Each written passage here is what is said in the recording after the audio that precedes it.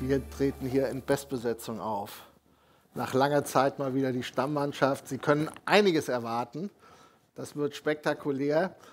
Insbesondere freue ich mich auf unseren Gentleman-Investor, Dr. Markus Elsässer. Danke. Und auch hier gleich gute Nachrichten. Er hat das letzte Jahr genutzt, um ein neues Buchprojekt zu beenden, was so ab März, April dann an den Start gehen wird.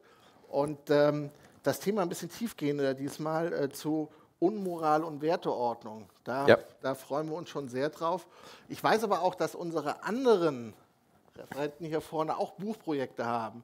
Dr. Markus Grahl, Gründer von der Atlas-Initiative, herzlich willkommen. Dankeschön.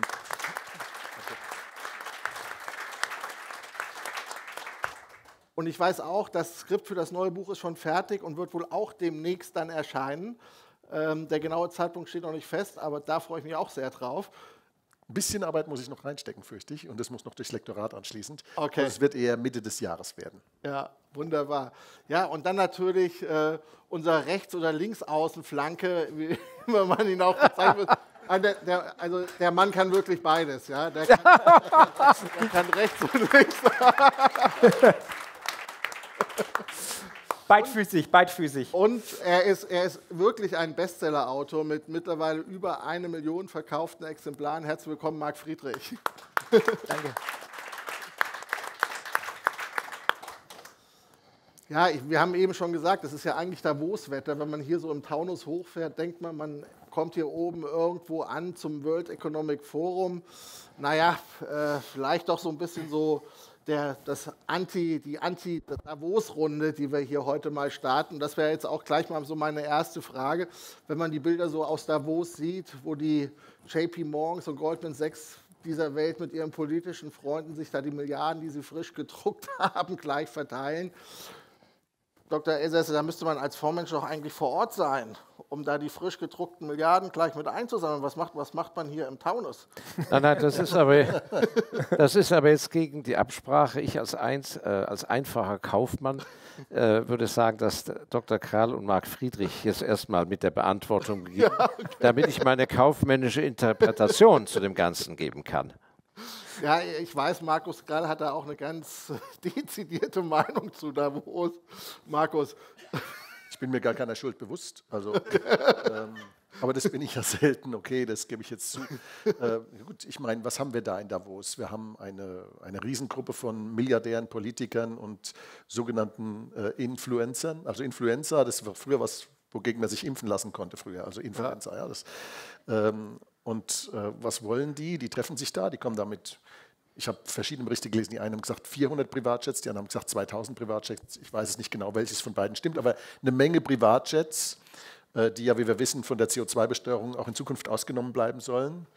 Von Leuten, die Superjachten besitzen, die auch von der CO2-Besteuerung ausgenommen bleiben sollen. Die treffen sich da also jetzt in den Bergen an einem schönen Ort und reden sich die Köpfe heiß, dass wir nicht mehr mit dem Auto zur Arbeit fahren sollen, weil das ja schädlich ist für das Klima.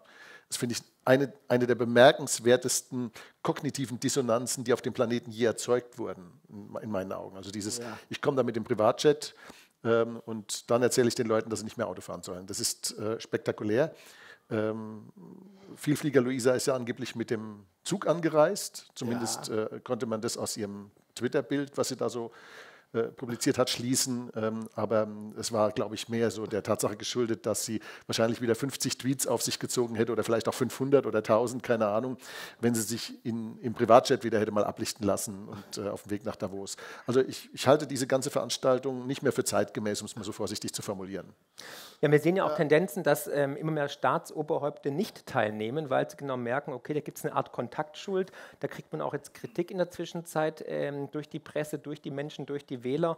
Und ich muss dir absolut zustimmen, während wir gedrängt werden, weniger Fleisch zu essen, eat the bug, sag ich nur, ne? Weniger zu verbrauchen. Isst man da oben dann Gourmetküche, also ich glaube Michelin-Sternenköche waren anwesend. Die Herren, die dort sind und die Damen, die leben irgendwie mit Villen an irgendwelchen Meeresbeaches, ja, und sagen, Achtung, der Meeresspiegel steigt. Und ich weiß nicht, ob man die Bilder gesehen hat, die Videos von Tony Blair oder von Al Gore, die sich in Rage geredet haben. Tony Blair möchte, dass wir alle in Zukunft digitalisiert erfasst werden, um den Impfstatus abzufragen, weil es kann ja nicht sein, dass jemand, der nicht geimpft ist oder nicht genug geimpft ist, dann um die Welt reist und die Viren verteilt. Und das zeigt schon, wohin die Richtung geht. Also ich glaube nach wie vor, dass das WEF eine Plattform ist, um eine Agenda durchzudrücken. Es geht um die Digitalisierung, um die Überwachung der Menschheit. Da werden von nicht gewählten Vertretern Gesetze oder Erlasse abgegeben, um uns weiterhin zu kontrollieren und zu gängeln. Also Klimaschutz, weniger Fleisch essen, weniger Autos fahren, immer mehr abgeben, mehr zahlen und alles unter dem Deckmantel der Klimaneutralität, der Gesundheit. Es wird eine digitale Diktatur, Punkt aus. Und da passt natürlich das digitale Geld dazu, CBDCs und so weiter. Also der Gang ist eigentlich schon klar vorprogrammiert, wohin die Reise geht. Ja, vor allen Dingen gehört ein sehr gesundes Selbstbewusstsein. Nur wir können die Welt retten, nur wir können das Klima retten. Und deswegen kommen die Milliarden erstmal bitte schön zu uns aufs Konto, damit wir das auch richtig verteilen, um uns alle zu retten. Und dann geht's, und das haben wir, es gibt ja auch ein paar positive Aspekte. Ich habe jetzt gelesen, man kann für die nicht mit ihrem eigenen Jet kommen, man kann von Zürich mit einem Helikopter-Shuttle-Service für 6.000 Schweizer Franken direkt rüberfliegen. Und ich habe gehört, auch einige Escort-Agenturen ausgebucht. Auch ausgebucht. Ja, also ich habe es versucht, ich habe keinen mehr bekommen. Ja, also man sollte nicht alles schlecht reden. Und, 68% Preissteigerung bei den Escort-Ladies ausgebucht bis zum St. Nimmerleinstag. Und da sind wir doch sehr dankbar, nämlich deswegen bist du heute hier. Ja, genau, weil hier gab es noch was. Hier gab es noch was. Ja. Nein, Spaß beiseite, ich bin glücklich verheiratet mit Steffen. Aber weiß nur keiner.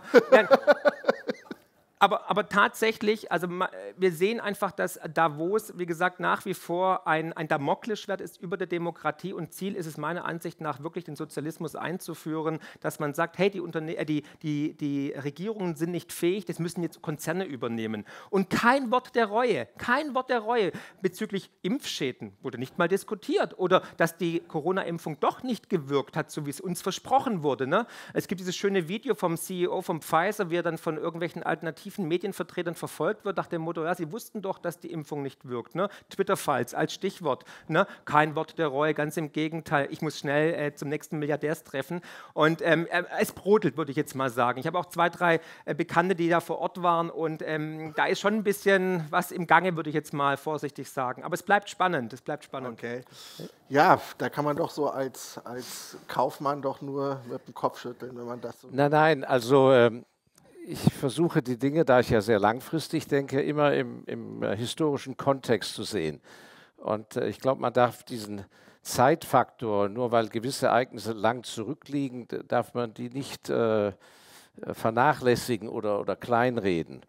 Und es ist einfach so, dass zu allen Zeiten, vor allem wenn Angst die Menschen ergreift, wenn die Werteordnung wackelt, wenn die Leute nicht mehr so die alten Institutionen haben, an denen sie sich festhalten können, dann ist immer die Stunde, ich nenne das People of Insignificance. Leute ohne Bedeutung kommen ins Rampenlicht und finden Zuhörer. Also egal, welchen Quark man verzapft auf der Welt, findet man eine Zuhörerschaft. Aber ich glaube, dass wir als einfache Vermögensbesitzer und Vermögensvermehrer das eben richtig interpretieren müssen, aber dass man sich auch nicht ins Boxhorn jagen lässt. Ich habe also extra mal nachgeschaut, also ich muss jetzt etwas ausholen, aber hoffentlich kurz, im 15. Jahrhundert hat also der Dominikanermönch Savonarola die Medicis aus Florenz vertrieben und die gesamte Bevölkerung sozusagen mit verrückten Werteansichten tyrannisiert. Im 16. Jahrhundert in der schönen Stadt Zürich haben die Nachfolger vom Zwingli mit drakonischen Strafen Leute belegt, wenn sie mit einem Rüschenkragen durch die Straße gingen, mit Schmuck. Es wurde Musik verboten, wurde ein Musikverbot erlassen. Nur in der damaligen Zeit waren das eben singuläre Ereignisse. Und ich selber bin ja Jesuitenschüler und die Jesuiten waren im 17. und 18. Jahrhundert ausgesprochen einflussreich hinter den Kulissen. Und es ist eben dieses Wort Verschwörungstheorie, das ist natürlich völliger Blödsinn. Natürlich gibt es permanent Verschwörungen. Das sind keine Theorien, sondern es muss heißen Verschwörungspraxis. Und natürlich gibt es Gruppen wie die Bilderberger und das, was die Jesuiten früher waren, das ist jetzt hinter Kulissen dann wegen mir das Opus Dei und so weiter. Also ich will sagen, auf der ganzen Welt sind Interessengruppen da und ich habe überhaupt keinen Respekt vor diesem Krempel da in Davos, weil letzten Endes ist es ein Bahnhof der Eitelkeiten, der sehr geschickt von einem Impresario aufgebaut wurde. Und praktisch, das ist so wie ein Hoteldirektor, der also illustre Gäste hat und kommen immer mehr illustre. Und dann steigt es dem Hoteldirektor in den Kopf, dass er denkt, er ist der Präsident von all diesen Leuten. Ja. Dabei stellt er praktisch ja nur Räume, Stühle und ein Dessert. Ja, das ist dann ein Popanz. Ja, also ein Popanz. So, und man darf da eben nicht drauf reinfallen. Und ich glaube, am Ende des Tages, diese ganzen, wie Sie richtig skizzieren, planwirtschaftlichen Hypermodelle, das weiß ja jeder, die funktionieren nicht und dienen nur der Interessenlage von gewissen Cliquen, die davon profitieren wollen, aber die Masse nicht. Und ich glaube, dass eben am Ende des Tages man solchen Bedrohungen ausweichen muss und dass am Ende des Tages das auch nicht von Dauer sein wird. Ja, was man auch gehört hat, es gab erste Beschwerden, die Partys sind nicht mehr so gut, weil die Russen nicht mehr da sind. Und das war wirklich auch auffallend, dass es jetzt ja in diese Richtung geht. Na, die Russen laden wir nicht mehr ein, morgen wahrscheinlich die Chinesen auch nicht mehr. Und Marc, wir hatten letzte Woche ein Interview mit dem Thema Der Kalte Krieg ist zurück. Und das ist insofern interessant, weil das aktuell jetzt noch kein Thema ist, was medial groß gespielt wird. Nur 3 Tage, nachdem wir dieses Interview gemacht haben, ich habe es mir mal aufgeschrieben, hat der SPD-Chef Lars Klingbeil der Zeit ein Interview gegeben und hat gesagt, Deutschland muss sich auf den Bruch mit China vorbereiten. Wir müssen uns bewusst machen, dass morgen, übermorgen oder in 10 Jahren der Zeitpunkt kommen kann, an dem China Grenzen überschreitet. Also man hat ja hier fast den Eindruck, das ist diese neue Megakrise, die man ja fast herbeisehnt. Das ist ja völlig irre. Ich meine, man muss sich mal ausmachen, was bedeutet das, wenn man China da die Lieferketten kappt? Wo soll das hinführen? Das ist ja ein unglaubliches Szenario. In die Planwirtschaft wieder. Es geht in die Deindustrialisierung und in die Planwirtschaft. Und also wir sehen diese Rhetorik immer wieder und wir alle sehen ja, dass wir hier einen epochalen Zeitenwechsel sehen. Links ist rechts, rechts ist links. Ich meine, hätte ich vor einem Jahr gesagt, dass die Grüne, die Friedenspartei, die gegen Waffen und gegen Waffenlieferungen in Kriegsgebiete ist, auf einmal die größten Waffenlieferanten der Welt geworden sind, ja, hätte es wahrscheinlich keiner für möglich gehalten. Aber wenn ich jetzt zum Beispiel im Deutschlandradio irgendwo Anton Hofreiter höre von den Grünen, der kann einem die kompletten Panzer runter erzählen, der kennt die Waffensysteme besser wie mancher Bundeswehroffizier. Da merkt man einfach, dass wir hier schon eine Zeitenwende erleben und dass wir jetzt auch hier aktiv eintreten ins Kriegsgeschehen, könnte natürlich auch dazu führen, dass das Ganze eskaliert. Und China schaut sich natürlich genau an, was passiert ist mit Russland, mit den Sanktionen, bereiten sich vor. Deswegen haben sie Gold gekauft, verkaufen Treasuries, verkaufen Anleihen, verkaufen US-Dollar und so weiter und machen natürlich auch eine Kriegswirtschaft. Ne? Ob sie jetzt Taiwan sich holen oder nicht, sei mal dahingestellt, aber im Endeffekt geht es wie immer um Macht, um Geld, um Chips im Endeffekt. Das ist mein Motto daraus. Und ja, wenn die SPD jetzt schon wieder warnt, ja, dann wissen wir ja, was passiert. Ja, Markus, würde auch zu deinem Szenario passen, wenn jetzt das ganze Bankensystem und der Euro fliegt, hat man ja jemanden, der eigentlich dann dran schuld war, die Russen und die Chinesen. Ja gut, ne? Die haben es verbockt. Sündenbock ist immer eine super Sache, ja? Wobei die Herrschaften sind sich ja noch nicht ganz einig, wer der Sündenbock sein soll. Also Özdemir hat ja gesagt, Putin sei schuld an der Inflation, während Lagarde schon klargestellt hat, ein paar Tage vorher, dass der Klimawandel schuld an der Inflation sei. Das sollte der Özdemir als Grüne eigentlich wissen, dass es nur der Klimawandel sein kann. Ja, jetzt aber nochmal auf diese Frage Verschwörung und so weiter zurückzukommen. Ich glaube ja immer noch fest an die Inkompetenz, mehr als an die Verschwörung. Ja? Eine Verschwörung ist nämlich etwas, was per Definition im Geheimen stattfindet. Und auch wenn die Weltgeschichte voller Verschwörungen ist glaube ich, keine Frage, die gibt es seit Menschen Politik machen, also ungefähr 4000 Jahre. So lange gibt es auch schon Verschwörungen und die Geschichte berichtet über solche. Ja? Die Ermordung Cäsars war eine Verschwörung, nur mal als Beispiel, ja? Hatte riesige politische Implikationen. Also sowas gab es in der Geschichte immer, aber womit wir hier konfrontiert sind, ist keine Verschwörung, sondern ein politisches Programm. Und das ist das politische Programm des Sozialismus, das in aller Offenheit vorgetragen und postuliert wird. Und Schafarewitsch hat in seinem Buch Der Todestrieb in der Geschichte ja wunderbar aufgezeigt, wie in den Jahrhunderten die Proponenten des Sozialismus immer zwei Eigenschaften hatten. Sie gingen oft aus Geheimgesellschaften hervor, das stimmt, aber vor allen Dingen zeichneten sich dadurch aus, dass sie ein Sendungsbewusstsein hatten, dass sie eine vom Schicksal, weil Gott gibt es ja nicht, also vom Schicksal oder von der Vorsehung, erwählte Elite sein, die berufen ist, die Menschheit zu Größerem zu führen. Und dass sie natürlich ein Anrecht auf Privilegien haben, weil die müssen ja den ganzen Tag darüber nachdenken, wie sie die Menschheit zu Größerem führen. Insofern ist das ja alles berechtigt, ja, dass die, zumindest in deren Selbstverständnis, ist das alles berechtigt. Und das ist im Prinzip ist das die neue Verkörperung eines neuartigen Sozialismus.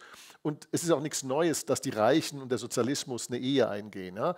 Im 19. Jahrhundert nannte man die Salonkommunisten. Ja. Das waren die am reich gesetzt, an dem überreichlich gedeckten Tisch der Oberklasse schwadroniert haben über die Ungerechtigkeit gegenüber den Arbeitern, die das Ganze finanziert haben, was man da an diesem Abendschmaus verprasst hat. Also das ist auch nichts Neues. Das ist einfach ein Wesensmerkmal sozialistischer Eliten ist, dass sie sich mit dem Reichtum zusammentun, sich von dem auch finanzieren lassen, auch parasitär am Reichtum hängen.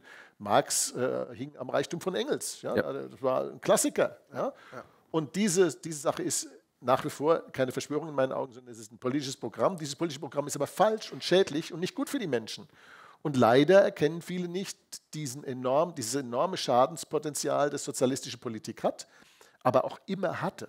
Ja, wenn Sie 1917 im Januar gesagt hätten, es gibt in Russland eine Verschwörung um den Lenin herum, um die Macht zu ergreifen mit einer kleinen Clique und dieses Land in ein Höllenloch zu verwandeln, da hätte auch jeder gelacht.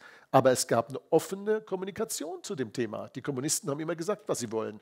Und so ist es heute auch. Die Sozialisten, die Kommunisten sagen uns, was sie wollen. Und wer die Augen aufmacht und die Ohren aufsperrt, der kann genau erkennen, dass das ins Desaster führt. Und so wird es auch diesmal laufen. Ja.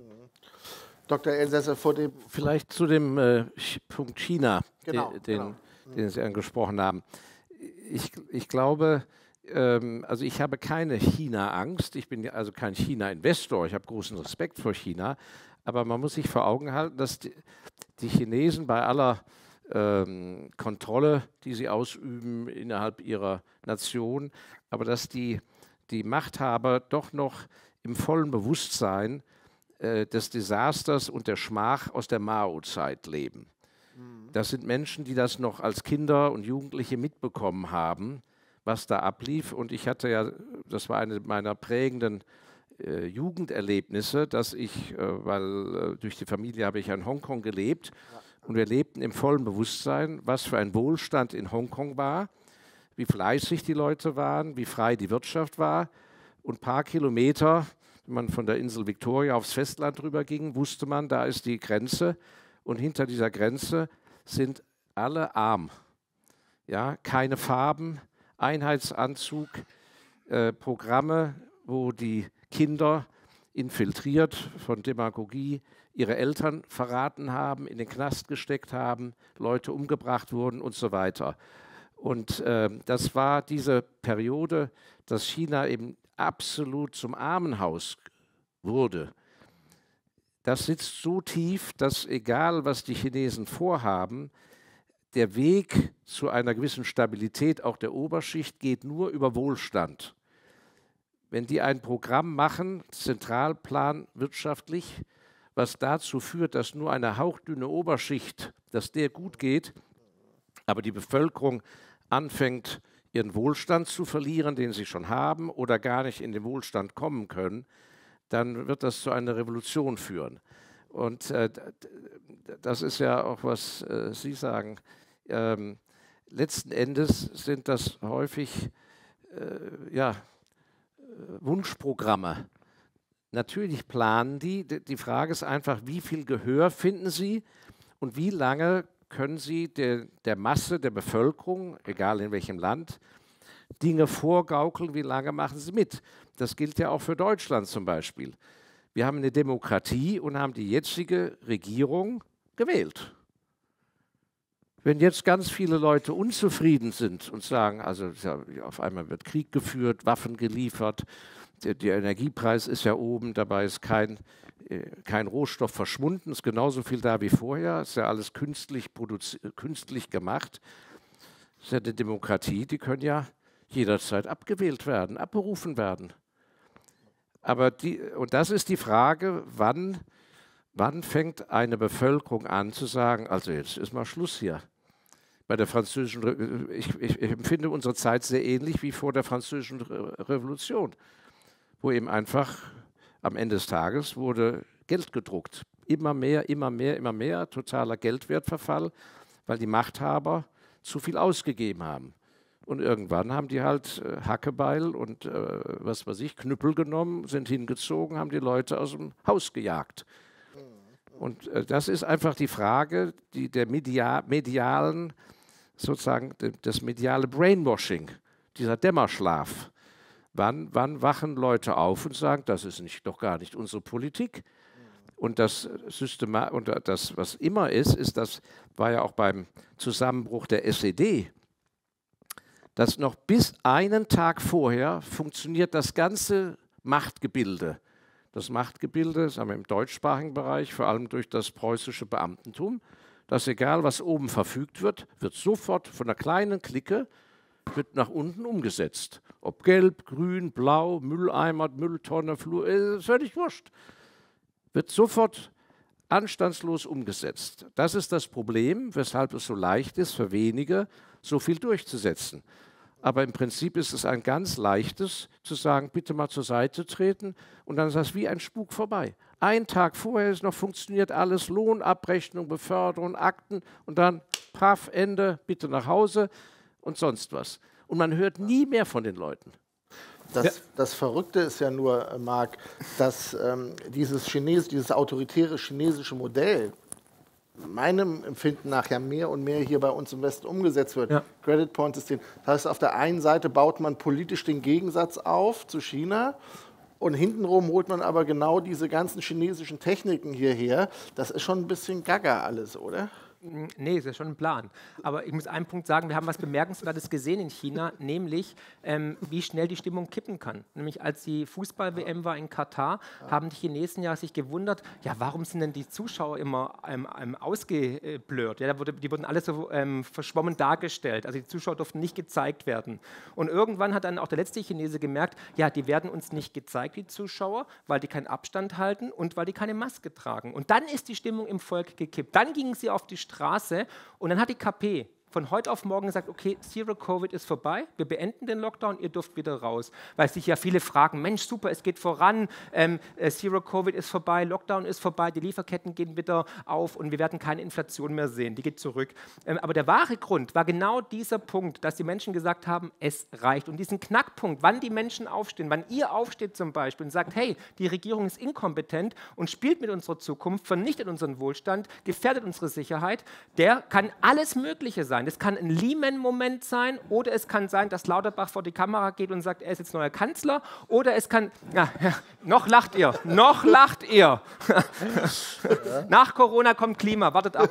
Ja, und es kann alles Mögliche sein oder halt, dass die Menschen gesehen haben, Mensch, in anderen Ländern können die sich frei bewegen und müssen keine Maske tragen. Jetzt zu deiner Frage bezüglich, warum wir das chinesische Unterdrückungsmodell kopieren, ganz einfach, wenn dem System alles aus den Händen gleitet, brauchst du mehr Überwachung. Und China ist das ideale Vorbild. Die haben alles so eine Salamitaktik häppchenweise installiert. Also WeChat, digitales Bezahlen, digitaler Yuan, Credit Social Program und zwar ganz perfide. Und das machen wir jetzt auch. Es gibt Untersuchungen vom Bundesinnenministerium, die gesagt haben, Mensch, so ein Social Credit Programm hat ja viele Vorteile für einen Staat. Überwachungskameras etc. Also meiner Ansicht nach ist die Abschaffung des Bargelds, der digitale Euro, die Covid Impfzertifikate, die Impfpflicht oder die Impfung und Corona, alles nur ein Testballon, um in diese Straße des Kommunismus, der Überwachung zu kommen. Und wir werden es sehen in den nächsten Wochen und Monaten, es wird überall platziert, in den Medien oder durch Tony Blair oder durch Al Gore oder durch Lauterbach.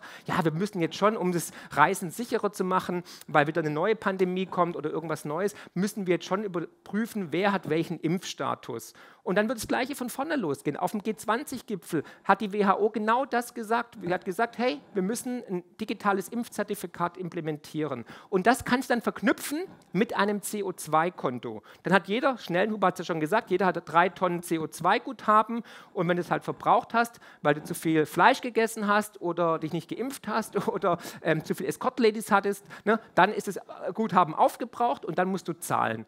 Und es wird einfach immer unbezahlbarer. Also es geht richtig Richtung Überwachung. Warum? Weil dem System die Kontrolle langsam verloren geht und weil man die Menschen in Schach halten möchte. Man möchte sie verarmen, man möchte sie abhängig machen durch Wärmehallen, Suppenküchen, Bürgergeld, bedingungsloses Grundeinkommen. Man möchte sie krank machen durch Massenpsychose und Impfungen. Markus, man hört ja immer wieder, dass die chinesisch-politischen Eliten und die westlichen Eliten, gerade wie Marc das geschildert hat, ja durchaus da gleiche, identische Interessen haben und dass da die Zusammenarbeit doch viel intensiver ist, als man so in den Medien so wahrnimmt, wo jetzt ein Riesenkonflikt aufgebaut wird. Wie würdest du das einschätzen, was da hinter den Kulissen, weil die Politik, die Wirtschaftspolitik, das ist ja eigentlich mehr oder weniger, gleicht sich das immer mehr an. Also erstmal ist es so, dass Eliten sich nicht grün sein müssen, um an die gleichen Dinge zu glauben.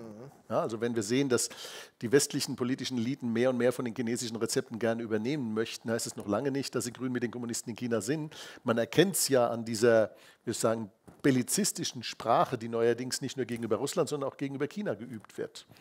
Mal abgesehen davon, dass ich wie soll ich sagen, ich komme zwar nicht aus der pazifistischen Ecke und ich habe auch vor 30, 40 Jahren als junger Mensch nicht auf den Ostermärschen gegen die Nachrüstung demonstriert, aber ich glaube, ich habe so viel verstanden von der ganzen Frage, was ein Krieg bedeuten kann und was internationale Konflikte bedeuten können, dass ich eigentlich vor dieser bellizistischen Sprache nur warnen kann. Aber es gibt, glaube ich, eine ganz andere Frage, die viel wichtiger ist in dieser ganzen Gemengelage, welcher Instrumente bedient sich eine politische Klasse, um, wie es so schön heißt, die Kontrolle zu behalten. Warum unterscheidet sich denn ein freiheitlich-demokratischer Rechtsstaat von einer Diktatur? Was ist der fundamentale Unterschied? Und der fundamentale Unterschied ist ein ganz ähnlicher wie der Unterschied zwischen Marktwirtschaft und Planwirtschaft. Die Marktwirtschaft, ebenso wie freiheitlich-demokratische rechtsstaatliche Ordnung, geben einer Gesellschaft die Möglichkeit, durch bestimmte Rechte viele kleine Korrekturen vorzunehmen. Wir haben das Recht der freien Rede und der freien Debatte, damit Ideen relativ frühzeitig in ihrer Tragweite erkannt und dass gute Lösungen frühzeitig Verbreitung finden. Wir haben das Recht zu demonstrieren, um Missständen, die die Politik verursacht, frühzeitig entgegenzutreten. Wir haben das Recht auf rechtsstaatliche Korrektur von Fehlentscheidungen der Verwaltung, damit es nicht sozusagen gewisse Maße annimmt, die ein riesiges Maß an Unzufriedenheit schaffen. So, wenn wir jetzt, und das erleben wir gerade, den Korridor dieser Rechte immer weiter verengen, dann müssen wir uns klar machen, dass das dazu führt, dass die Ungleichgewichte, die diese Rechte graduell mit vielen kleinen Schritten, ähnlich wie der Markt über den Preis, mit vielen kleinen Schritten Korrekturen vornimmt, ja, dass wenn diese vielen kleinen Schritte nicht mehr gegangen werden können, dass dann die Ungleichgewichte auch gesellschaftlicher Natur anwachsen. Denn die Alternative zu Demonstrationsrecht, freier Meinungsäußerung, freien Wahlen und was da alles eben die Demokratie ausmacht, die Alternative dazu ist Bürgerkrieg und Revolution. Und irgendwann mal vor langer Zeit haben Leute das erkannt und deswegen die freiheitlich-demokratische rechtsstaatliche Ordnung als die bessere eingeführt. Und dazu muss auch noch eins den Leuten mal klar werden. Die Demokratie ist kein Selbstzweck. Wir sind zwar alle Anhänger der Demokratie, aber Selbstzweck ist sie nicht. Die Demokratie ist das beste System, um Wohlstand und Freiheit sicherzustellen. Aber damit sie das kann, muss sie auch Eliten und Institutionen haben, die ihre Teilinstitutionen wie Rechtsstaatlichkeit etc. verteidigen. Wenn sie das nicht mehr leisten, dann erodiert sie. Und was wir eben sehen, ist, dass die demokratische Grundordnung in diesem Land oder überhaupt im Westen insgesamt nicht von den vermeintlichen Feinden Russland oder China oder keine Ahnung, irgendwelche Rechten angegriffen wird, sondern sie wird angegriffen eigentlich von links, eigentlich von denen, die nach mehr Kontrolle schreien, nach mehr Planung, nach all dem, was wir da sehen, nach Einschränkung des Diskurses, nach Zensur unter verschiedensten Vorwänden und so weiter. Ja? Ayn Rand hat mal gesagt, die Meinungsfreiheit, die gilt nicht nur für korrekte Meinungen oder richtige Meinungen, sondern für alle Meinungen. Wenn es nämlich anders wäre, wer soll denn dann bitte entscheiden, welche Meinung richtig oder falsch ist? Der Staat vielleicht? Ja? Und das ist das, was wir haben. Der Staat und seine Institutionen und bestimmte selbsterwählte, keine Ahnung, Faktenchecker bilden sich ein, sie hätten das Recht zu entscheiden, welche Meinung richtig oder falsch ist. Und in dem Moment, in dem sie sich das anmaßen und dadurch zusammen mit Cancel Culture und was wir da sonst noch so alles erleben, den Diskussions- und Diskurs- und Korrekturkorridor, den die freiheitlich-demokratische Grundordnung uns gegeben hat, einschränken, eingrenzen, in dem Moment bauen sie die gleichen Ungleichgewichte auf in unserer Gesellschaft, wie sie es zuvor in der Wirtschaft getan haben, wo sie auch schon die Korrekturmechanismen ausgeschaltet haben in Form des Marktes. Der Markt korrigiert kleine Fehler, damit wir keine großen Fehler korrigieren müssen. Überall, wo wir den Markt ausschalten, stauen sich die Ungleichgewichte auf, bilden sich Blasen und die führen zu den großen Krisen, die wir in den letzten 20 Jahre gesehen haben. Das ist genau das gleiche Prinzip. Deswegen sind Markt und Demokratie auch zwei Seiten der gleichen Medaille. Und Diktatur und Planwirtschaft sind auch zwei Seiten der gleichen Medaille. Also wir müssen uns schon entscheiden als Gesellschaft, was wir wollen. Ich hoffe, wir müssen uns keine Sorgen ums Alpha-Trio machen. Da wird das Eis ja wirklich dünn jetzt. Also, aber nein, wenn es uns gefallen. Das nächste Alpha-Trio ist dann in der Schweiz. Nein, wir bleiben auf Sender, das ist völlig klar. Dr. Elsässer, was mich noch mal interessieren würde, diese Taiwan-Frage, die ja jetzt auch immer wieder in den Mittelpunkt kommt. Wie als jemand, der auch in Hongkong lange gelebt hat, der auch ein bisschen die chinesische Mentalität kennt, wie kann man das einschätzen? Die Chinesen haben ja, was man hier so in den Medien hört, wirklich schon jetzt die Ambition, laut Herr Klingbeil, jetzt demnächst Taiwan anzugreifen. Ist das ein realistisches Szenario oder eher nicht? Also ich würde erst mal sagen, was ein deutscher Politiker dazu zu sagen hat, ist ja vollkommen unerheblich. Also muss man den Globus anschauen. Leute, die da nie gearbeitet haben, null Ahnung und so weiter. Das ist immer People of Insignificance. So Leute dürften überhaupt kein Gehör finden. Aber zu der konkreten Frage, man darf den zwei Dinge nicht unterschätzen. Der wirklich tief sitzende Erwerbstrieb der Chinesen, wenn man das so sagen darf, generell, ist eben wirklich tief in den Genen dieser Menschen verankert. Das sind einfach sehr tüchtige Leute, strebsame Leute. Und von der Regierung her, ganz egal, Kontrolle dieses, jenes, sind sie wahrscheinlich die Einzigen, die wirklich langfristig denken und es auch knallhart durchziehen. So, die haben die Geduld gehabt, abzuwarten, bis der Vertrag mit den Briten auslief in Hongkong, mit Macau, genau das Gleiche. Die hätten das ja längst alles besetzen können und so weiter. Und es ist sonnenklar, dass auch bei der Verbandelung zwischen Taiwan war ja eine arme Bauerninsel und erst als Chiang Kai-shek mit der Oberschicht und dem ganzen Geld rübergewandert ist, als er sich gegen Mao nicht durchsetzen konnte, ist das ja da erblüht. Aber mittlerweile sind ja die wirtschaftlichen Interessen mit dem Festland zwischen Taiwan und so weiter natürlich ganz, ganz tief. Und bei den Chinesen funktionieren eben über die Jahrhunderte die Verbandlung zwischen Sippen und familiären Verpflichtungen. Das darf man alles nicht unterschätzen. Und der Masterplan der Chinesen geht voll auf. Das ist eben die Schmach der Mao-Zeit zu überwinden und das Reich der Mitte zu werden. Und es gibt ja x Beispiele bei gewissen Rohstoffen, wo sie dafür gesorgt haben, dass eben 20 Jahre an einem bestimmten Rohstoff nichts mehr zu verdienen war, dass im Westen alle die Fabriken zumachten und so weiter. Und als sie den Marktanteil dann von 90% hatten, dann geht der Rohstoffpreis nach oben und die Fabriken sind aber dort so. Und die haben eben die Herausforderung, diese Riesenbevölkerung zu ernähren, ruhig zu halten. Das Problem in den nächsten 50 Jahren wird kommen, dass die Bevölkerung dann schrumpft aufgrund der Ein-Kind-Politik, des Wohnungsbaus und so weiter. Also wir haben sehr viele Herausforderungen, aber ganz egal, ich bin sicher, dass die nach wie vor im Rahmen des 50-Jahresplans, also nicht 5-Jahresplan, sondern 50-Jahresplan, kommt es denen auf Länder wie Deutschland, Belgien, sozusagen, ich glaube, diese paar westeuropäischen Länder sind für die, das sagte ja selbst, als er noch lebte, der Lee Kuan Yew in Singapur, ist für die ein Museum. Ein nettes Museum sind wir hier. Ja, hier ist ja kein Pep mehr in der Hose. Dass die ihre Langfristpläne durchziehen, und natürlich wird in den Langfristplänen sein, gibt ja gar keinen Grund, warum Taiwan nicht zu China gehört. Ja, es gibt überhaupt keinen Grund.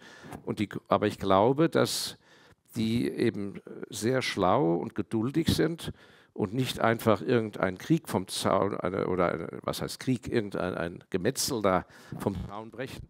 Entschuldigung, das hätten die ja längst machen können, als das mit dem Ukraine-Konflikt losging und so weiter und so fort. Ich glaube, dass die das geschickter machen werden. Und ich sehe da auch überhaupt gar keinen Konflikt. Die wollen ja nicht Taiwan in Grund und Boden platt machen und den Kommunismus einführen. Das ist ja auch noch diese Denke, wir sind ja gar nicht mehr im Kalten Krieg. Ja? Aber die eigentliche Thematik ist, das glaube ich, und das gilt ja für viele Bereiche und viele Länder, die eigentliche Politik doch nur von den Lobbygruppen gemacht wird. Mich stört doch überhaupt nicht als Geldanleger, wenn Taiwan und China unter ein Dach kommen. Was habe ich denn da mitzureden? Ja, wir haben da nichts zu melden. Der Punkt ist doch nur der, dass die Amerikaner ihre wirtschaftlichen Interessen irgendwie da berührt sehen. Das ist nichts anderes als Geopolitik. Und ich muss sagen, man muss den Chinesen ja richtig dankbar sein, dass die so geduldig und vernünftig sind. So sehe ich das. Ergänzen. Nicht nur die Schmach der Mao-Jahre, die jetzt gerade zur Sprache kam. Es gibt ja diese ganze Vorgeschichte im Grunde genommen ab den 1840ern, die Opiumkriege, die Demütigung Chinas durch die westlichen Mächte. Ja. Und im Grunde genommen, nachdem China ja Jahrtausende sich selbst genügt hat und sich als Mittelpunkt der Welt betrachten konnte und übrigens zivilisatorisch auch gewesen ist, ganz ohne Frage, ja, hat man durch die technologische Überlegenheit im 19. Jahrhundert, die der Westen hatte, dieses Land auf eine extreme Weise gedemütigt. Man muss sich mal vorstellen, worum ging es bei den Opiumkriegen? Bei den Opiumkriegen ging es darum, dass die Engländer China gezwungen haben, den Import von Rauschgift zu legalisieren.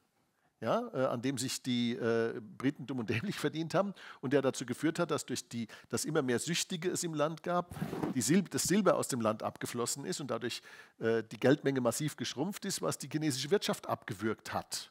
Ja, also man kann auch monetäre Politik sozusagen, wenn man die Geldmenge ausdehnt, richtet man Schaden an, aber wenn man sie schrumpfen lässt durch sowas, dann richtet man auch Schaden an. Oh ja. Und mal abgesehen davon, dass natürlich die ganzen Süchtigen nicht mehr gearbeitet haben. Ja, das war also, und das hat man mit mehreren Kriegen und mit allen möglichen Sachen hat man das durchgesetzt, ja, mit einer Brutalität, die die Chinesen nicht vergessen haben. Ja. Und da muss man sagen, also es gibt durchaus auch ein berechtigtes nationales Interesse der Chinesen, zu sagen, passt mal auf, Freunde, das werden wir uns in Zukunft nicht mehr gefallen lassen, dass wir hier zum Opfer von wirklich platantem Imperialismus werden.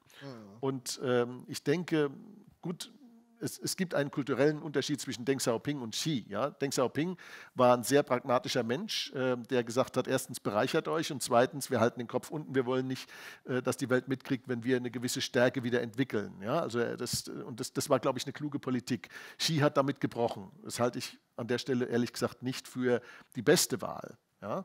Aber man muss, glaube ich, auch mal sehen, aus welcher historischen Erbschaft diese ganze Sache kommt. Ja, auch die Teilung zwischen Taiwan und Festlandschina ist ja das Ergebnis eines Bürgerkriegs, der auch wieder das Ergebnis dieser katastrophalen Demütigung des 19. Jahrhunderts gewesen ist und dem, was dann im 20. Jahrhundert mit der japanischen Invasion in den 30er Jahren noch obendrauf kam. Also wenn man das betrachtet, muss man auch immer die Geschichte im Auge haben. Und die Chinesen sind ein sehr geschichtsbewusstes Volk. Ich war mal in Nanjing 1986, das war lange bevor China so expandiert, aber das war der Beginn des Aufbruchs. Und in Nanjing gab es ja schwerste Kriegsverbrechen. Und dann haben mir die chinesischen Gastgeber dieses Museum gezeigt, wo die Kriegsverbrechen, die in Nanjing verübt worden sind, in den 30er Jahren da dokumentiert waren. Da geht einem auch, also das schwer zu verdauen. Also das ist ähnlich wie die Kriegsverbrechen, die ja auch hier in Europa begangen worden sind, auch durch Deutschland.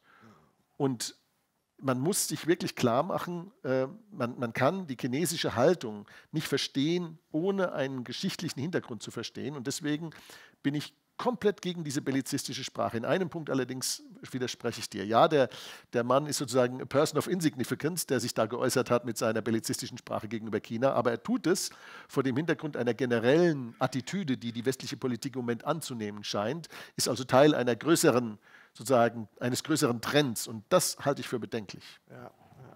Es ist insofern auch gefährlich, weil ich glaube, dass sich die kleinen westeuropäischen Länder in der realen Wirtschaft völlig überschätzten. Die Chinesen brauchen keinen einzigen von uns mittlerweile. Keinen einzigen. Wir sind die Abhängigen.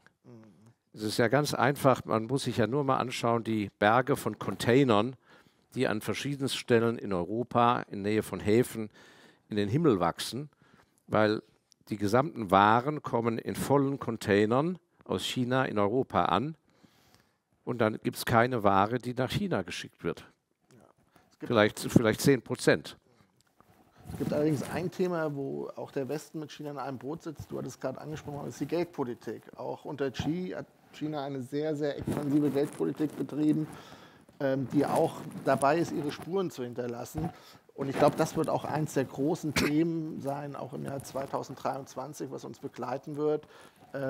Wie ist da die geldpolitische Einschätzung? Die stelle ich gleich mal an dich nochmal, Markus. Die aktuelle Geldpolitik, wo ja auch ganz klar jetzt mal von Lagarde signalisiert wurde, wir machen die Zinsschritte weiter mit 0,5%. Die Auswirkungen auf die Realwirtschaft sind meinem Empfinden nach aktuell doch sehr überschaubar. Also da ist noch nicht allzu viel passiert. Könnte es doch vielleicht doch so sein, dass Sie das wirklich noch durchziehen und da Ihre Zinsschritte weiter so hoch setzen, dass man gegebenenfalls die Inflation noch in den Griff bekommt? Also die Zinsschritte sind ja zunächst mal als sehr zaghaft zu bezeichnen. Und zwar sowohl, wenn man sie im internationalen Vergleich anschaut. Die FED hat sehr viel massivere Zinsschritte gemacht, hat dadurch im letzten Jahr auch eine Dollarstärke zwischendurch mal erzeugt, die Inflation von Amerika nach Europa exportiert hat, und hat durch diese aggressivere Zinspolitik mehr erste Erfolge vorzuweisen als die EZB. So viel ist, glaube ich, ganz klar. Was man sagen kann, ist, dass jetzt die EZB eigentlich noch eine ganze Reihe von signifikanten Zinsschritten vor sich hat, wenn sie denn die Geldpolitik tatsächlich auf antiinflationären Kurs bringen will. Und da sind wir noch weit davon entfernt, dass das Erfolg hat. Wir haben zwar jetzt eine Atempause bei der Inflation im Dezember gesehen, also Rückgang um etwas mehr als 1 Prozentpunkt. Und diese Atempause, die kommt aber weniger davon, dass der inflationäre Druck nachgelassen hätte, sondern sie ist das Ergebnis einer Vielzahl staatlicher Interventionen, Subventionen, Preisdeckel, was es da so alles gibt. Es ist nicht so, dass diese Inflation nicht da wäre. Die Rechnung wird nur an anderer Stelle gerade mal zwischendurch bezahlt. Und da die Finanzierungsmöglichkeiten für diese Programme begrenzt sind, das heißt, eigentlich sind sie unbegrenzt, aber dafür muss man wieder mehr Geld drucken und das erhöht den inflationären Druck wieder, wird man um eine, ich sag mal, stärkere Zinssignale und eine Schrumpfung der Geldmenge nicht herumkommen. So, wenn das passiert, da sind wir noch nicht, also die Zinssignale sind noch nicht so stark, dass wir wirklich eine massive Schrumpfung sehen würden, obwohl wir tatsächlich eine reale Schrumpfung durchaus sehen. Wenn das aber passiert, dass es sich dann sozusagen in die Fähigkeit der Staaten und vor allen Dingen der Banken und der großen Unternehmen fortsetzt, liquide zu bleiben, dann wird es ernst. Dann werden wir nach meiner Überzeugung das britische Modell sehen. Und die Bank von England, die hat ja schon kapituliert. Ja, dort hat man die Zinsen in großen Schritten erhöht. Dann kam es zu einer Finanzmarktkrise. Die Liz Truss stand zufällig gerade in der Gegend rum, als es passierte. Das hat sie dann den Kopf gekostet. Ja, obwohl eigentlich die Ursache ganz klar die war, dass die Ungleichgewichte vorher aufgestaut waren, auch was die Pensionskassen mit ihrem Leverage da gemacht haben. Das war eindeutig eine Sache, die Ungleichgewichte waren vorher da. Sie wurden ausgelöst durch die Zinspolitik und dann musste die Zentralbank in London 180% Kehrtwende machen, Zinsen senken, Märkte fluten, Liquidität reinpressen und so weiter. Diese Kapitulation, die steht der EZB nach meiner Überzeugung noch bevor. Also ich glaube nicht, dass, wenn es erstmal so richtig rappelt, die EZB dann die Stamina hat, es durchzuhalten. Aber vielleicht liege ich ja falsch. Wir werden es ja sehen. Ja, Marc, man muss ja auch bedenken, dass die Anleihekaufprogramme der EZB ja nach wie vor weiterlaufen. Das heißt, man setzt Zinsschritte nach oben, lässt aber im Hintergrund die Anleihekaufprogramme, etwas, was es meines Erachtens historisch auch noch nie gegeben hat. Ist das vielleicht jetzt das neue Rezept, um da irgendwie jetzt doch nochmal hier aus der Ecke rauszukommen? Ja, die EZB hat wohl die Hoffnung, dass es Perpetuum mobile erfunden hat. Ja. Fakt ist, die Notenbanken weltweit können die Zinsen nicht langfristig hochlassen, weil die Schulden viel zu hoch sind in der Welt. Die Amerikaner haben jetzt letzte Woche neues Schuldenrekordniveau erreicht mit 31,4 Billionen $, weit über 100% zum BIP.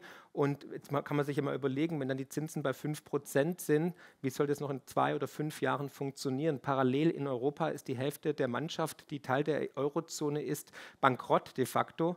Ja, die Schuldenberge steigen immer weiter, die Produktivität nimmt ab, die demografische Kurve sieht auch eher schlecht als recht aus. Parallel hat man durch die Lockdowns natürlich auch viel Mittelstand zerstört. Die Steuer und die Einnahmen werden definitiv sinken in Zukunft. Parallel natürlich noch Immobilienblasen, die aufgebläht worden sind, Finanzmarktblasen. Also die Kumulation von verschiedenen Krisenherden sind da und die sind nicht mehr lösbar. Jetzt versucht man sich halt teuer Zeit zu erkaufen. Und ich bin mir sicher, die EZB wird irgendwann genau den gleichen Move machen wie die Bank of England und dann in der Nacht- und Nebelaktion wieder alles über den Haufen werfen. Und wir haben es gesehen in England oder auch in Japan jetzt, ne, wie schnell man wieder dann zum Quantitative Easing übergegangen ist, um halt die Märkte zu retten. Man muss sich mal vorstellen, es gab weltweit keinen einzigen Käufer mehr für britische Staatsanleihen. Der Markt hat komplett sich verweigert, hat gesagt, nee, wir boykottieren das, weil wir glauben nicht mehr an euer AAA-Rating. Und das ist brandgefährlich, das kann jederzeit passieren, ob jetzt im Repo-Markt, im Anleihenmarkt oder wo auch immer. Und Japan gibt den Weg vor, meiner Ansicht nach. Und für mich ist es natürlich nur wieder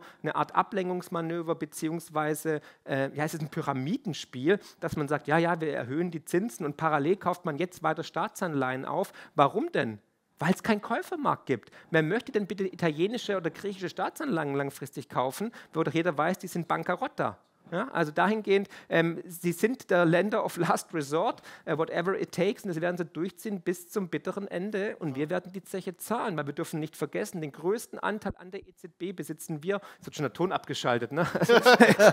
Schnell, erzählt zu viel Wahrheit! Herr Draghi, hören Sie auf. Also, wir besitzen den größten Anteil an der EZB über die Deutsche Bundesbank mit 28%. Und eigentlich sollte ja die EZB nach dem Format der Deutschen Bundesbank aufgebaut werden. In der Zwischenzeit hat man sich zwar am deutschen Modell orientiert, allerdings halt an der Deutschen Reichsbank. Ja, und jeder kennt die Geschichte. Und jetzt haben wir halt die Reichsbank 2.0 und es wird in einem Desaster enden. Und wir haben jetzt 1,245 Billionen Euro auf den Tage-2-Salden. Das ist unser Wohlstand, den wir und unsere Eltern und Großeltern in der Wirtschaft haben. Den haben wir kostenlos weggegeben, nach dem Motto, komm, kauft euch deutsche Kühlschränke, kauft Stihl, Motorsägen, kauft euch einen Daimler, wir zahlen die Party, weiter geht's, aber danken wird es uns keiner. Also für mich ist es nur eine Frage der Zeit, bis irgendwann Italien sagt, wisst ihr was, wir gehen raus aus dem Club hier und legen die Füße hoch und ihr zahlt die Zeche und so wird es im Endeffekt laufen. Und parallel, meine berechtigte Frage auch an Isabel Schnabel natürlich, ist folgende: Wenn Deutschland sich immer weiter wirtschaftlich schwächt, wenn wir ein demografisches Problem haben, wenn wir immer mehr Menschen aufnehmen, wenn die Sozialetats explodieren, was sie ja tun, wenn wir uns deindustrialisieren, wenn ich Kunden habe in der Honorarberatung, die sagen als Unternehmer, KMUs oder auch Hidden Champions, die momentane Lage ist uns zu unsicher, wir haben keine Planungssicherheit mehr, die Steuern werden immer mehr, die Bürokratie wird immer heftiger, ich möchte auswandern, ich möchte Versorgungssicherheit haben, BASF, Linde, viele Unternehmen, die jetzt schon sozusagen die Produktion auslagern, weil sie woanders günstigere Energie bekommen. Wie soll denn der ganze Schlamassel bezahlt werden? Und vor allem noch viel, viel schlimmer, wer soll denn in Zukunft für die europäischen Experimente bezahlen, für den Euro als Währungsexperiment? Weil momentan sind wir Nettozahler in der EU. Aber wenn wir wegfallen, wenn wir zum Nettoempfänger werden, ist das Problem, dann ist kein anderer mehr da, der dann zahlt. Dann stehen wir alle da mit leeren Taschen und dann implodiert das ganze Kartenhaus. Und da sollte man halt definitiv aktiv werden, um dem entgegenzusteuern. Aber das sehe ich halt nirgendwo irgendwo eine Ambition, dass da irgendwas aktiv gemacht wird. Ganz im Gegenteil. Die stehen da und hauen die Kohle raus, als ob es keinen Morgen gibt. Aber das ist natürlich sozialer Sprengstoff. Und dann gibt es noch eine Annahme, Steffen, in deiner Frage, die ich dir jetzt stehlen muss. Nämlich die Aussage, dass noch nicht so viel passiert sei, sozusagen an unserer Wirtschaftsleistung. Und da gibt es zwei Indikatoren, die einfach nicht miteinander in Übereinstimmung zu bringen sind. Einerseits wissen wir, dass das Realeinkommen der Leute um gut 10% gefallen ist. Und man erzählt den Leuten auch, das können wir nicht korrigieren, weil durch angeblich Lieferketten werden und der böse Putin und was da alles dran schuld sein soll, wir können es nicht korrigieren, weil es wird weniger produziert. Andererseits erzählt man uns, dass die Wirtschaft real noch gewachsen sei in 2022. Aber nur eine der beiden Aussagen kann der Wahrheit entsprechen, weil sie sich beide widersprechen. Also wir haben einen Realeinkommensverlust von 10%, der auch übrigens durch die Unternehmensgewinne nicht ausgeglichen wird. Also irgendwo muss es ja hingegangen sein. Ja, wenn also angeblich Wachstum da war, warum haben wir dann weniger Einkommen pro Kopf in Deutschland? Gibt es nicht. Also im Schnitt muss es mehr sein. Ist es aber nicht. Also die beiden Zahlen, die sind nicht in Übereinstimmung zu bringen. Und wenn wir uns mal anschauen, wie sich die Realeinkommen der Leute in den letzten 18 Monaten entwickelt haben, dann sind die schneller gefallen als in den ersten 18 Monaten der großen Depression 1929/30. Nämlich mit minus 12% in der Eurozone im Schnitt. 12% Einkommensverlust in 18 Monaten. Nur so ein kleiner Hinweis, damals stoppte die Sache erst bei minus 42%. Okay. Ja, zumal die restriktive Geldpolitik auch an den Kapitalmärkten ja im letzten Jahr schon deutliche Spuren hinterlassen hat. Dr. Elsässer, wie geht man damit als Investor um? Das ist ja jetzt ein neues Umfeld, wo absehbar hier, wenn das weiter fortgeführt wird, es durchaus doch nochmal zum einen oder anderen deflatorischen Rückschlag kommen kann. Das ist ja nicht ausgeschlossen. Ich glaube, das A und O ist, was hier ja auch gerade von meinen beiden Kollegen gesagt wurde, dass man sich ganz klar ist, dass gerade in Deutschland, aber auch in anderen westeuropäischen Ländern der schlechteste Kassenwart ist die Regierung und die Zentralbanken sind nicht mehr unabhängig, sondern Helfershelfer. Und im Rahmen des Aufbaus des Wohlstandes seit dem Zweiten Weltkrieg ist man de facto in einer stark degenerierten Gesellschaft angekommen, einer Wohlstandsgesellschaft, die einfach zu viel hinnimmt und wo keiner auf die Kassenhaltung der Währung achtet. Und das bedeutet, dass einfach keine Budgetdisziplin da ist. Und wenn eben über Jahre und Jahrzehnte immer mehr versprochen wird, in Demokratien vor allem, Versprechungen gemacht werden, die nur über Kredit finanziert werden und das vor allem in konsumtive Dinge und nicht in eine gute Infrastruktur, was wir jetzt ja langsam sehen, die Ergebnisse von 20 Jahren Politik, wo es an allen Ecken und Enden fehlt, dann bedeutet das, die eigentliche Inflation, die wir jetzt verspüren, in früheren Zeiten war Inflation, weil die Leute dann, was weiß ich, 5 Schnitzel gegessen haben statt 3. Oder ich weiß nicht was, ein zweites Auto gekauft haben oder zu viel ins Kino gegangen sind, sonst was. Einfach zu viele Ausgaben, zu viel Nachfrage. Das ist ja überhaupt nicht der Fall. Unser Problem ist die Geldentwertung, deshalb nenne ich es nicht Inflation, sondern Geldentwertung. Und egal, wie die offizielle Inflationsrate da ist, die Geldentwertung ist immer da, war auch in den letzten Jahren und wird immer stärker, einfach weil der Staat Geld produziert über die Zentralbanken und die Sachgüter im Vergleich wachsen nicht im gleichen Tempo. Das ist Geldentwertung, sodass für den privaten Menschen das sich verlagern, sich verlassen auf staatliche Versprechen ist der absolute Tod. Und das fällt eben besonders der deutschen Nation sehr schwer, weil tief sitzend, das stammt aus der verdammten Preußenzeit, sitzt tief, tief bei ihren Nachbarn und Freunden der Gedanke, eine Regierung in Berlin kann am Ende, auch wenn sie inkompetent sind oder dumm, aber am Ende des Tages wollen sie unser Gutes. Der tief sitzende Glaube, egal, braune Jacke, rote Jacke, grüne Jacke, das sind doch Autoritäten, die sind doch so fleißig. Ja, das sind unsere Volksvertreter. Und im Prinzip, da der Wohlstand, der private Wohlstand bei 80 Millionen Menschen, über den nicht gesprochen wird, der Substanzwohlstand sehr hoch ist. Ich würde sagen, von 80 Millionen Deutschen sind 30 Millionen reicher denn je zuvor. Es spricht halt keiner drüber aufgrund der bescheidenen, der Erziehung zur Bescheidenheit. Anders als in Skandinavien, Amerika, wo man über sein Geld und Vermögen spricht, ist das nicht der Fall. Und deshalb wird das auch alles hingenommen. Das ist, was Sie vorhin sagten, Herr Friedrich, dass eben die Leute nicht aufmucken. Weil letzten Endes sagen die, ja gut, also der Energiepreis ist unnötig hoch oder das wird jetzt verzapft und so.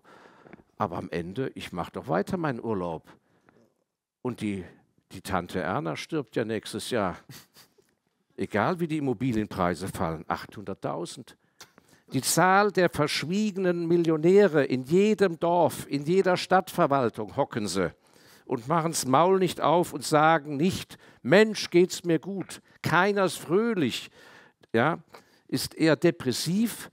Dabei sind sie sozusagen finanziell enorm gut abgesichert, nicht durch den Staat, sondern durchs Privatvermögen.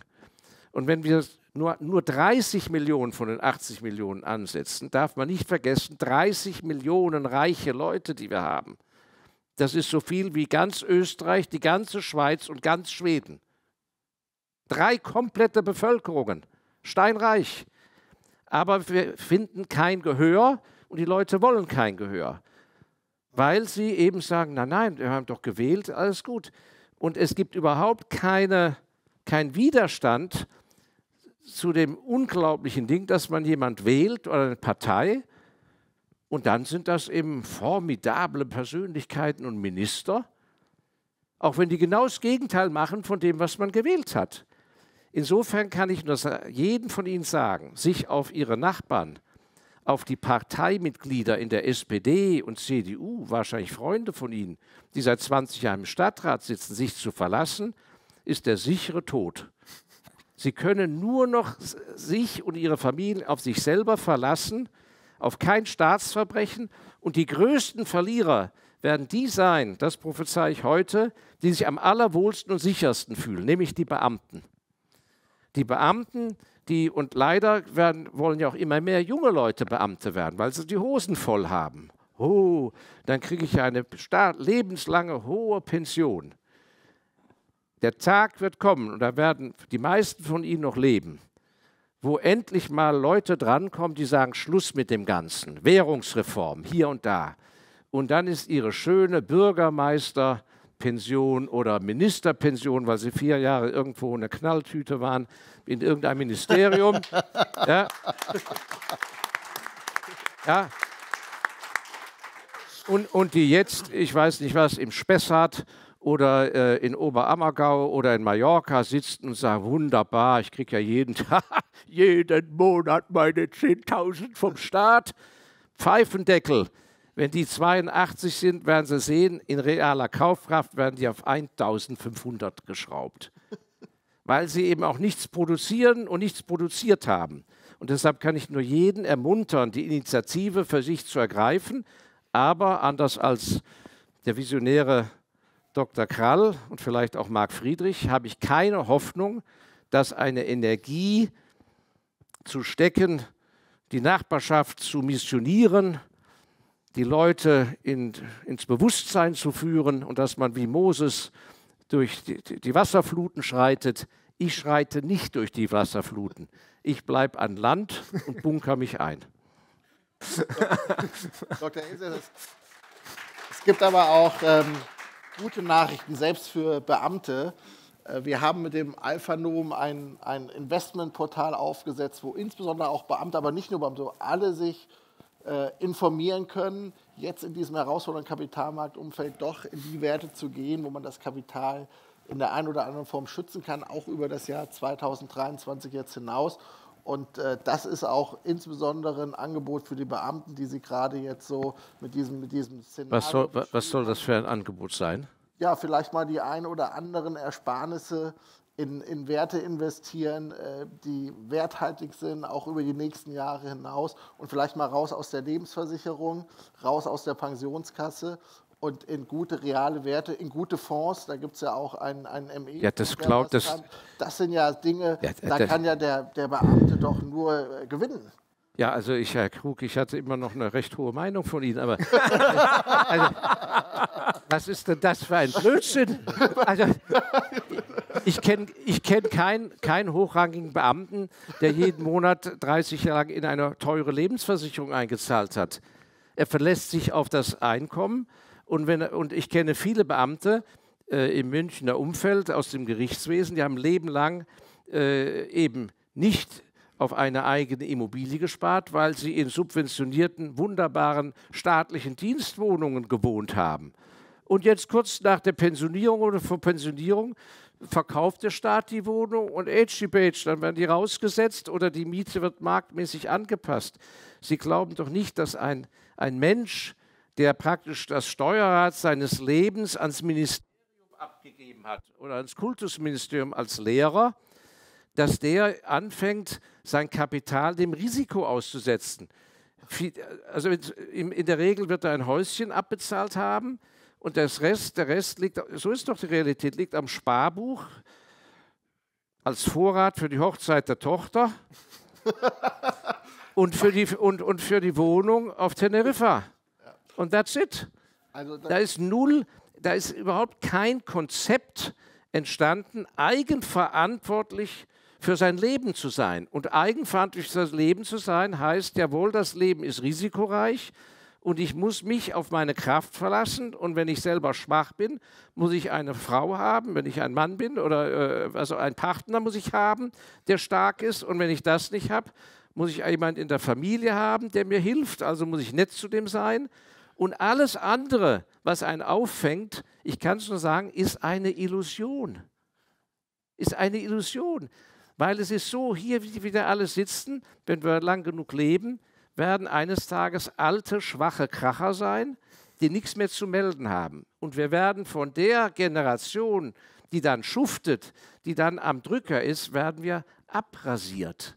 Und nur wenn sie selber was haben und sagen können, wie viel willst du haben, dass du mich 24 Stunden betreust? 10.000? Hier ist es, Cash, ich hab's. Dann haben sie 24-Stunden-Pflege. Im anderen Fall werden sie auf den Flur geschoben im Krankenhaus.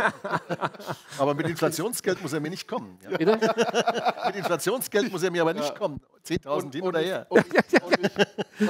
Ich verspreche, ich werde das jetzt beobachten. Und sobald der erste Beamte ein Alpha Novum-Abo abschließt, werde ich das direkt hier kommunizieren und ich wette, die kommen. Die werden kommen, weil selbst die Beamten merken, hier das ist was schief. Das ist aber dann ein Beamter, der einen Partner hat, der irgendwie einen Gewerbebetrieb hat. Und der macht's, nicht der Beamte. Ja. Ich darf das selber so provokant sagen, weil in meiner Grenze vorher haben wir nur Juristen und nur Beamte. Deshalb erlaube ich mir das so zu sagen. Ja. Ich komme auch aus der Beamtenfamilie. Also ja, das sieht man dir auch an. Ja. beim nächsten Alpha-Trio hole ich die Krawatte raus, versprochen. Ja. Also das ist ja... Na, es geht bergab. Ja. So, Investmentausblick 2023. Wir haben ja hier 3 Koryphäen sitzen und sind jetzt schon mal ganz entspannt, was die Assets sein werden in 2023, die uns vor einem Katastrophenjahr wie 2022 verschonen. Marc, was hast du auf dem Zettel für 2023? Volatilität, turbulente Märkte und eine Achterbahnfahrt weiterhin. Also die Zeit des passiven Investierens, wie die letzten 10, 15 Jahre, als die Druckerpressen auf Hochtouren gelaufen sind meiner Ansicht nach vorbei. Es ist auch im Bereich Investieren eine Zeitenwende, ein Paradigmenwechsel im Gange. Das heißt, was ich jeden Monat einen ETF-Sparplan breit gestreut auf den MSCI, kann man zwar machen, aber man wird halt auch viele Höhen und Tiefen erleben. Ich glaube, jetzt geht es wirklich ums Timing und es geht auch um Diversifikation und auch um die richtigen Assets, die man sich aussucht. Dahingehend mein Favorit nach wie vor natürlich neben den durch die Natur limitierten Werten, wie zum Beispiel Edelmetalle, Edelsteine, wo ich jetzt sehr positiv gestimmt bin, dass wir in den nächsten Jahren immer höhere Notierungen sehen, Allzeithochs sehen und so weiter. Aber auch da natürlich die Warnung, es wird auch wieder Korrekturen geben, es wird wieder weitere Einstiegschancen geben, aber die Tendenz wird bei Edelmetallen als auch Edelstein eher Richtung Norden sein, weil, wie vorhin schon erwähnt, die Notenbanken müssen irgendwann den Pivot, also die Zinskehrtwende einläuten, um das System wieder zu stabilisieren und nochmal ein bisschen Leben einzuhauchen. Dahingehend limitierte Werte durch Natur, durch die Mathematik nach wie vor, Wertpapiere im Bereich, also Aktien, oder aktiv gemanagte Fonds oder ETFs im Bereich Rohstoffe und vor allem fossile Energieträger und Uran. Also alles, was praktisch die Linken hassen, muss man im Portfolio haben, dann wird man definitiv gut performen. Also immer das Gegenteil von der breiten Masse, vom Narrativ machen, das heißt Kohleaktien. Du hast mir vorhin selber erzählt, du hast einen Uranaktientipp von mir im Portfolio gehabt, hat sich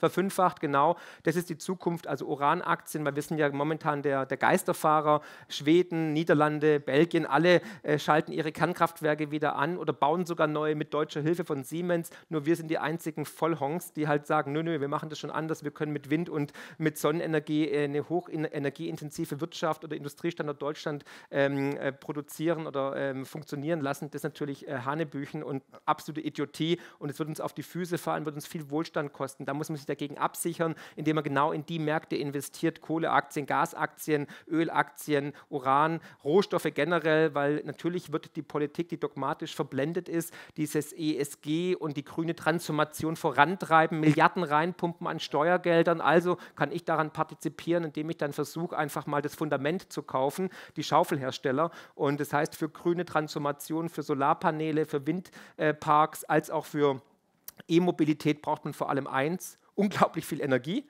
Ja, und zweitens natürlich auch Rohstoffe und Metalle. Also wenn man sieht, was da an Kobalt, Mangan, Kupfer, Zinn in die E-Mobilität geht oder in die Chips geht, da wird man nur gewinnen können in den nächsten Jahren. Dahingehend Wertpapiere ebenfalls ein wichtiger Faktor zum diversifizierten Portfolio. Und ich glaube, jetzt im ersten Halbjahr werden wir erstmal Richtung neue Allzeithochs sehen. Aber ich kann mir gut vorstellen, dass dann Ende des Jahres oder Anfang nächsten Jahres nochmal eine deutliche Korrektur kommt an den Märkten, wenn die zweite Inflationswelle zuschlägt, wenn der Pivot kommt, weil meistens korrigieren die Aktienmärkte erst, wenn die Notenbank in den USA sagt, so, jetzt senken wir die Zinsen, dann kommt eigentlich de facto der Crash. Und ja, Bitcoin. Ihr wisst alle, ich liebe das digitale Gold. Neben dem digitalen großen Bruder, ne, dem richtigen Bruder, dem Gold sozusagen, glaube ich einfach, dass Bitcoin die einzige Alternative ist gegen den Wahnsinn der Notenbanken, weil Bitcoin wie Gold Staat und Geld trennt. Und das brauchen wir einfach, dass wir ein demokratisches, dezentrales, deflationäres und limitiertes Geldsystem haben. Und Bitcoin ist die Antwort. Und jetzt gucken wir uns mal an, ich hatte ja immer wieder gesagt, unter 20.000 € sind Kaufkurse. Wir haben jetzt seit Anfang des Jahres knapp 30-35% Wertentwicklung gesehen. Auch da glaube ich nochmal, dass eine starke Korrektur kommen wird. Allerdings gehe ich jetzt mal davon aus, dass wir jetzt erstmal Richtung 30.000 $ gehen werden. Und ja, wer langfristig investieren möchte, kann jetzt auf jeden Fall noch kaufen. Ansonsten nochmal auf eine Korrektur warten. Das heißt, wenn es dann nochmal unter 20.000, unter 18.000 geht, können wir auch nochmal Richtung 10.000 gehen. Und dann sollte man auf jeden Fall 1, 2, 3% seiner Millionen reinstecken. Wenn der Marc Friedrich vorher nicht alle Bitcoins aufgekauft hat. Ja, ich bin dabei. Bin dabei. Markus ist dabei. Er hat mir versprochen, er schenkt mir welche. Ja, Rohstoffe habe ich gehört, wohl einer der ganz großen Favoriten von Marc Friedrich. Wo siehst du die Favoriten? Ich sehe es ähnlich. Allerdings die Volatilität, die Marc da befürchtet, die sehe ich als Opportunität auch an. Ja, also wer jetzt einigermaßen liquide ist, der sollte sich einfach auf die Lauer legen. Ja, also nehmen wir mal die verschiedenen Assetklassen durch. Ja, also bei Immobilien, da können wir davon ausgehen, dass es da einen massiven Preisverfall geben wird, weil jetzt kommt erstmal die Zinserhöhung. Das wird dazu führen, dass die Nachfrage sinkt. Wir haben ja schon eine Absenkung der Hypothekenkreditneuvergaben um 2/3 in den letzten 12 Monaten gesehen. 2/3, das ist also massiv. Und der Druck auf die Margen bei den Banken steigt natürlich da auch jetzt wieder an. Und insofern werden wir wahrscheinlich, zumal der Zeitpunkt, an dem die Zentralbanken ihre Kehrtwende, und da glaube ich vollkommen an die Prognose, die wir gerade gehört haben, die kommt, die ist so sicher wie das Abend in der Kirche, die Frage ist nur, wann genau kommt sie? Und bis dahin werden die Immobilienpreise noch ein ganzes Stück verfallen. Dann werden sie nochmal unter Druck gesetzt, auch wenn es zur Zinswende wieder zurückkommt. Und zwar deswegen, weil, was löst denn die Zinswende zurück aus? Die Depression. Die Negativkonjunktur, die Schrumpfen der Wirtschaft, das Pleitegehen von Staaten, die Turbulenzen an den Aktien- und Anleihenmärkten, das löst es aus. Und das ist auch kein Umfeld, in dem dann alle wieder in die Immobilien reingehen. Das heißt also, wir können davon ausgehen, dass wir irgendwo in den nächsten 12 Monaten einen Tiefpunkt oder vielleicht 15 Monaten einen Tiefpunkt an den Immobilienmärkten sehen werden, wo sich für solche Investoren, die keine Angst vor Enteignung haben müssen, lohnt einzusteigen. Wer muss keine Angst vor Enteignung haben? Ist ganz einfach. Jemand, der noch nicht in Immobilien investiert ist und eigentlich für eine selbstgenutzte Immobilie was sucht. Der ist am ehesten geschützt durch die Freibeträge, die es auch in der Vergangenheit bei enteignungsgleichen Eingriffen an dem Markt immer wieder gegeben hat, ob es Zwangsbeleihungen oder was es auch immer gewesen ist. Und das Zweite ähnlich bei den Aktienmärkten. Wir werden an den Aktienmärkten massive Turbulenzen sehen. Und da ist noch das, was wir bisher gesehen haben, ist nur ein laues Lüftchen. Und auch da wird es interessante Kaufkurse geben. Das heißt, auf der Lauer liegen. Und mein Portfolio ist ja hinreichend bekannt, wiederhole ich ja seit 3 Jahren Land auf, Land ab. Was ist das? Es ist Lebensmittel, es ist Pharmazeutika, aber bitte ohne die am Impfthema Beteiligten, weil dieses Risiko wollen Sie nicht im Portfolio haben. Das ist Goldminen, das ist Big Tech. Die werden zwar auch leiden, aber die haben dieses riesige Portfolio, das ist Rüstung, weil die Spannungen nicht abnehmen werden. Ja?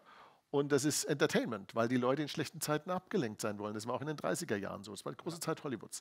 Also nur nicht zu jedem Kaufkurs. Und eins muss mich auch klar machen. Es ist jetzt nicht die Zeit, ein Portfolio nach Performance zu organisieren. Das ist ein Fehler, das zu glauben, dass das jetzt so ohne weiteres möglich wäre. Auch wenn ich sage, auf der Lauer liegen, günstige Kurse abwarten und dann zuschlagen, heißt das nicht, dass man dann hier mit 10-20% Gewinn am Jahresende rausgeht. Das wird nicht passieren.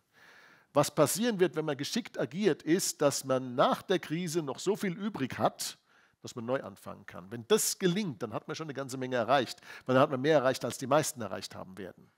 Weil nämlich die meisten investiert sind in Assets, die sich in Luft auflösen werden, auf die eine oder andere Weise. Die Beamtenpensionen lösen sich in Luft auf, aus genau dem Grund, den der Kollege Elsässer gerade genannt hat. Die Lebensversicherungen lösen sich in Luft auf wegen der Inflation. Die Pensionsversicherungen lösen sich in Luft auf wegen der Inflation, weil die alle in Nominalwerte investiert sind. Da sind kaum Realwerte, von ganz wenigen Versicherern abgesehen, sind da kaum Realwerte drin. Viel zu wenig Immobilien, viel zu wenig Aktien, viel zu wenig Edelmetall. Und dann, das führt mich natürlich genau zu dem Punkt, ja, ich muss ja jetzt zu dem Bitcoin- und Edelmetallthema ja was sagen, ja, auch wenn ich jetzt kein Edelmetallhändler mehr bin, ja, ohne Edelmetall ist jedes Portfolio verloren, weil das ist unser eigener Lender of Last Resort, weil er keinen Schuldner hat. Ja. Ja? Wenn ich eine bestimmte Menge an Edelmetall habe, und da plädiere ich nach wie vor für 20% des Vermögens, dann bin ich eigentlich relativ gut abgesichert, whatever happens. Man muss sich ja mal eine Sache klar machen, was Edelmetallkaufkraft angeht, auch relativ zu Dingen wie Immobilien. Weiß jemand, was ein Einfamilienhaus im Kaiserreich gekostet hat, als noch der Immobilienmarkt nicht kaputt gemacht war durch Staatsinterventionen, als man noch Land privat erschließen konnte für Bauvorhaben, so wie es in Amerika bis heute der Fall ist. Ja, also woher kommen eigentlich unsere extrem hohen Immobilienpreise? Die kommen in erster Linie davon, dass der Staat die Immobilienmärkte kaputt gemacht hat. Er hat sie regelrecht kaputt gemacht. Er hat überall, wo er reingreifen konnte, hat er reingegriffen, von wegen Eigentum. Ja?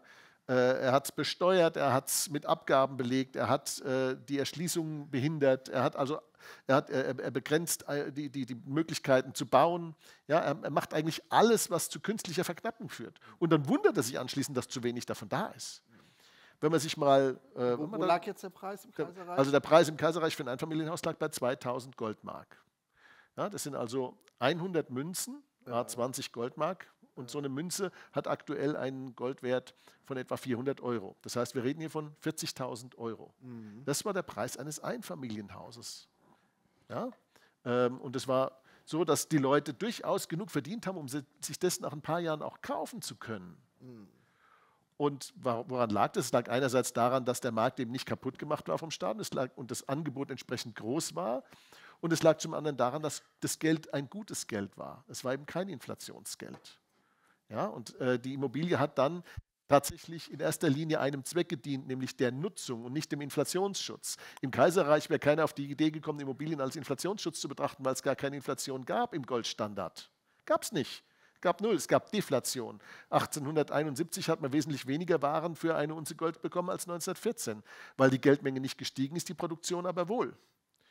Und solche grundsätzlichen Zusammenhänge, die zeigen uns, warum man Gold im Portfolio haben sollte, weil es einfach über einen langen Zeitraum Kaufkraft erhält und weil es sicherstellt, dass hinter der Krise noch was da ist. Und jetzt das Thema Bitcoin, ja nach wie vor, ich betrachte es als interessante spekulative Beimengung. Und ich bin immer noch der Meinung, dass die eigentliche Hochzeit im Himmel die zwischen Gold und der Blockchain ist. Ne? Also eine goldgedeckte Kryptowährung, das wäre eigentlich so der Traum schlechthin. Und zwar eine, wo der Nutzer oder eigentlich der Kunde, ne, der Geld hat, ist auch ein Kunde. Er ist Kunde im Prinzip bei einer Zentralbank oder bei einem anderen Geldanbieter. Und wo der Kunde die Möglichkeit hat, sein Geld jederzeit zu transformieren, wie er es will. Er kann es als Kryptoeinheit haben, er kann es als Geldschein haben, er kann es als Goldmünze haben, er kann es als elektronisches Zahlungsmedium haben auf dem Konto, er kann es in seiner Kreditkarte drin haben, wie er will. Er muss es nur frei entscheiden können.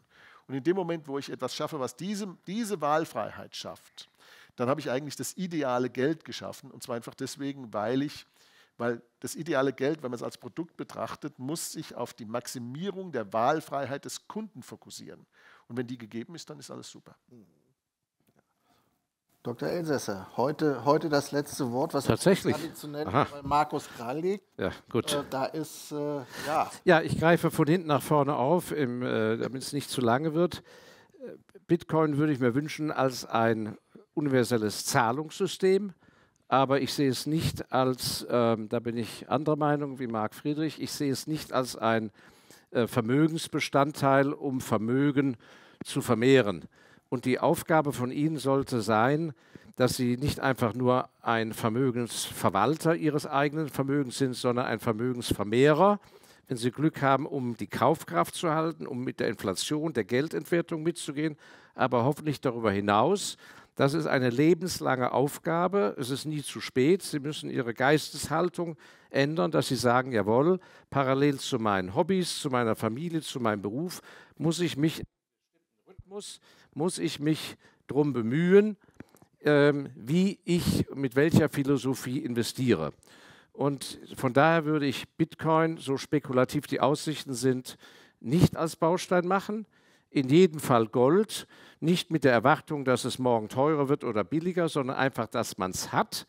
Das ganze Denken, richtig, wie Sie sagen, nicht unter Performance, Quartalszuwachs, Jahreszuwachs, alles Quatsch, sondern es geht darum, Sie müssen bezogen auf Ihre eigene Befindlichkeit viel von dem haben, an das Sie fest glauben und mit dem Sie ruhig schlafen.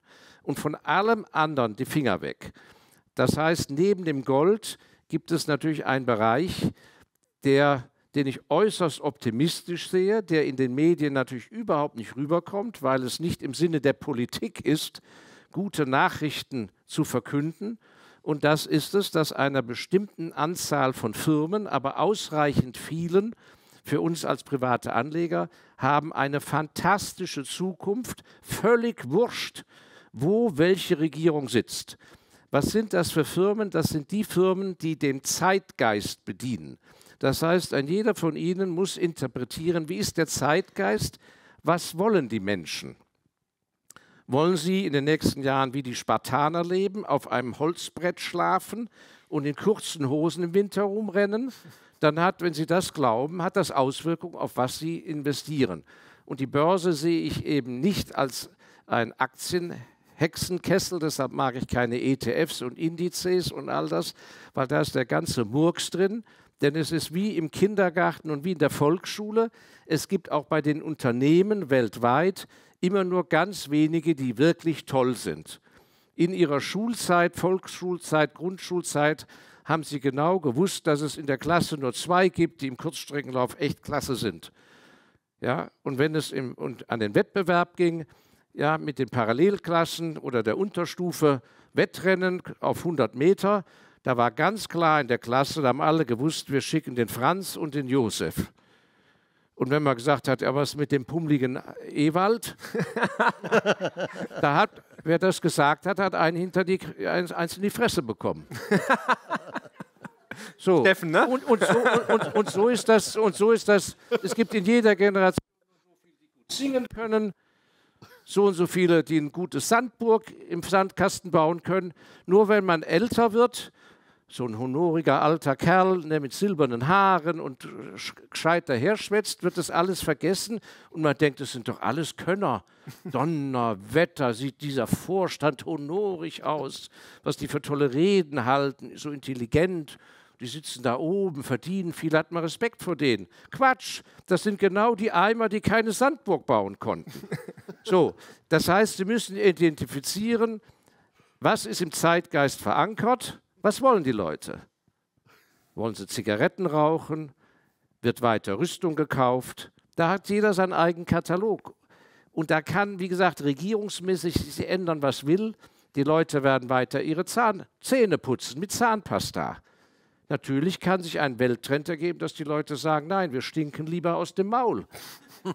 Dann investiere ich nicht in Zahnpasta. Also ich würde sehr einfach gucken, an welche Branche glaube ich fest und dann keine Experimente da den Besten oder den Zweitbesten dazu. Weil die Firmenkulturen, wo Leute mit Grips unternehmerisch arbeiten, wo die Firmenkultur mitzieht, wo die Leute motiviert sind, die auch noch in der Lage sind, aufgrund der Firmenkultur dieses knappe Nachwuchspersonal zu bekommen. Das wird ja die allergrößte Problematik in den nächsten Jahren. Diese Firmen werden eine enorme Zukunft haben und da würde ich mich immer orientieren an den Firmen, die bereits heute stark sind und vor allem eins, weltweit verkaufen. Ich möchte Firmen haben in meinem Portfolio, immer mehr von denen, wo es im Geschäftsbericht dann heißt, wenn so ein schlechtes Jahr in Deutschland war oder kommt, da heißt es dann, die Zuwachsraten im asiatischen Raum waren relativ. Die 100 Millionen Einwohner der Philippinen sorgten für einen Zuwachs in unserem Umsatz von 8%. Auch in Indien hatten wir Erfreuliches zu berichten, plus 14%. Westeuropa war ein wenig getrübt, Deutschland enttäuschte etwas und lag hinter unseren Erwartungen zurück. Punkt. So muss das kommentiert sein, wenn Habeck Bundeskanzler ist. Das heißt, bleiben Sie hier wohnen, wenn Sie sich hier wohlfühlen, aber Ihr freies Kapital ist frei, wenn Sie Gold haben und wenn Sie an Weltunternehmen beteiligt sind, wo vielleicht schlechte Länder wie Deutschland, Belgien oder wo immer gerade Pessimismus ist, sich überhaupt nicht groß auswirkt und wo die Politiker einem erzählen können, was sie wollen, wo sie weiter durchhalten. Werden Sie sozusagen aufhören, Ihre Unterwäsche zu waschen, wenn Habeck Bundeskanzler wird? Werden Sie das mit Kernseife selber schrubben? Nein. Convenience. Wir sind verweichlicht und nicht nur wir hier. Alle Menschen, die es noch nicht haben, streben nach der modernen Welt. Ein angenehmes, bequemes Leben. Und da gibt es so viele Kriterien. Hygiene, der ganze Bereich Sanitär, da darf man sich doch jetzt nicht abhalten lassen, nur weil jetzt weniger mal gebaut wird oder mal 2 Jahre weniger renoviert wird. Auf der Welt sind nach wie vor, ich glaube, mindestens 30% aller Toilettenanstalten bestehen aus einem Loch im Boden, im Freien, mit einem Holzverschlag in Finnland noch wegen mir drüber. Das muss alles modernisiert werden. Und was wir heute überhaupt nicht angesprochen haben, ist, ich glaube, wenn wir in ein paar Jahren zurückschauen, sitzen wir jetzt in diesem Moment an einer Zeitenwende und die heißt künstliche Intelligenz. Und zwar, dass die Anwendung zur Intelligenz jetzt beginnt und dass nur die Firmen, die das zur Anwendung bringen, die in der Lage sind, auch das Personal dafür zu haben, die damit arbeiten können, diese Firmen werden einen Durchmarsch haben und haben bereits heute so eine Power, dass die sich das auch alles finanzieren und leisten können. Ich gebe nur mal ein Beispiel, das ist keine Kauf- und Verkaufsempfehlung, wie groß der Unterschied geworden ist, sozusagen im Verborgenen, welche Power diese großen Weltunternehmen haben. Eine Firma Procter & Gamble hat im letzten Jahr, was in vielen Ländern schwierig war, wie gesagt, Lieferkettenproblematik und so weiter, papalapap. Procter & Gamble, die also Waschmittel herstellen und Zahnpasta und so weiter, uralter Laden, hat 14 Milliarden $ nach Steuern verdient. Das heißt, wenn ich als Investor im Januar einsteige, war noch Silvester, dann Alpha Trio und dann ist Februar, bin ich 1 Milliarde reicher. Nur, dass mir natürlich nicht die ganze Firma gehört, aber ein Bruchteil davon. Und kaum kommt der März, wird 2 Milliarden reicher. Das heißt, die anderen kleinen, mittelmäßigen Firmen, die so, ja, müssen wir mal überlegen, oder jetzt noch nach Burma zu expandieren, das ist mir aber arg lästig, da ist so tropisch heiß und wird vertagt, bitte nächste Sitzung, die haben gar keine Chance. Die werden reihenweise pleite gehen, weil in allen Branchen haben wir Firmen, die so toll aufgestellt sind und diese wenigen, auf die muss man setzen. Und so noch ist die Freiheit da, dass Sie in Aschaffenburg wohnend in Milwaukee sich an einer Firma beteiligen können. Ohne Notartermin, ohne Gesellschaftervertrag. Sie können jeden Monat kaufen, Sie können die bis zum Lebensende behalten, Sie können aber auch sofort verkaufen. Und das propagiert eben niemand und vor allem nicht das Großfinanzensystem, Großbankenfinanzsystem, weil eben an so einem Kunden nichts verdient wird. Der kauft einmal, was weiß ich, eine Nestle-Aktie oder Roche oder was auch immer, woran er glaubt. Und ich kann nur sagen, liegen lassen. Weil diese Firmen erwirtschaften tatsächlich anders als die Politik, erwirtschaften, wenn sie gut sind, wirklich jeden Tag einen Ertrag. Und darum geht es ja, sie müssen ihre Ersparnisse so hinbringen, dass sie am Ende des Tages inflationsgeschützt einen Ertrag erwirtschaften. Und dann kommt die Wertsteigerung und so weiter, die kommt dann irgendwann von selber.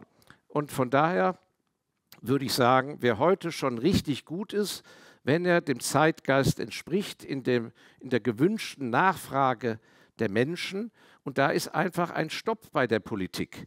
Bei Aufzügen, ja, kann, egal welcher Politiker oben ist, niemand den Leuten in der Welt verklickern, weder in Kamerun noch in München, dass es eine prima Sache ist, in ein Hotel zu übernachten, in der 60. Etage und dass man da zu Fuß hoch muss.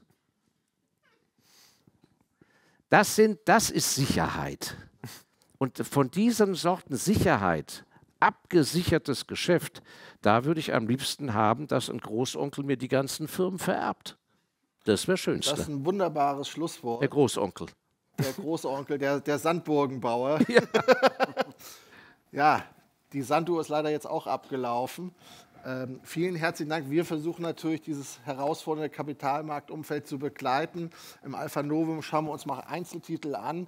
Die Bereiche sind klar abgesteckt. Ich glaube, da sind sich hier auch die Sandburgenbauer einig. Aber welche Einzelwerte, wie man dort vorangeht und vor allem auch die Timingfrage, das sind alles Themen, die wir im Alpha Novum behandeln. Und da würden wir uns natürlich freuen, wenn auch der ein oder andere Beamte uns abonniert.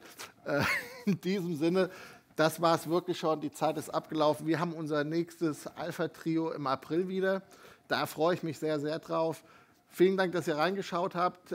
Vielen Dank an die Leute zu Hause und bis zum April. Bis dahin, danke.